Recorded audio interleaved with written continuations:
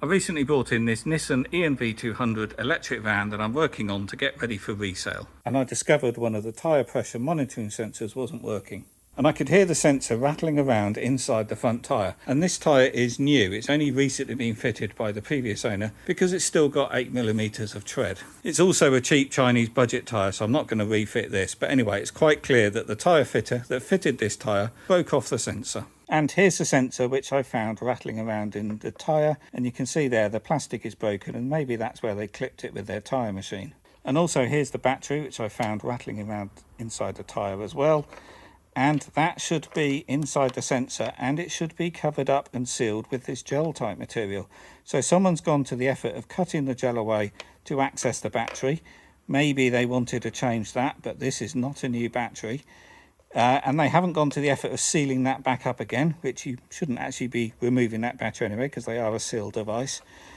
So they haven't fixed that battery, so no wonder why that came flying out of the sensor as soon as the wheel started spinning. But worse than that, this is the valve they used, and this is the square type valve stem, which should have a screw in there, and that's for a completely different sensor. This type of sensor should have this type of valve stem, which as you can see is a horseshoe shape, and that slides down in there, and then you have a little clip like that which holds the two together. So instead of using the correct valve stem, they've used this valve stem which is for a different type of sensor, and then drilled this out and just push fit those two together. There wasn't even a screw holding it, and immediately this obviously fell off and the battery fell out. So it's quite a mess. It's amazing that professional tyre fitters bodge it like that.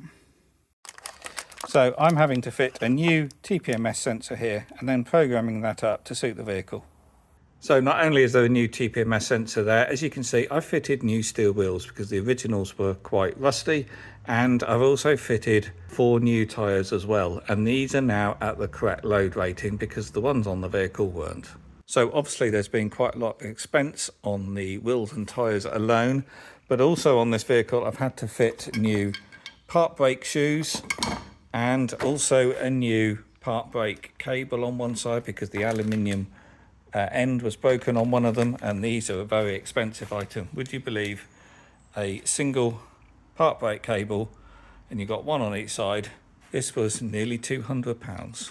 But every vehicle gets the same treatment, and it's not just a simple visual inspection that most resellers would do. And every vehicle has a complete brake strip down, and if there's anything needs changing, it gets done regardless of the cost.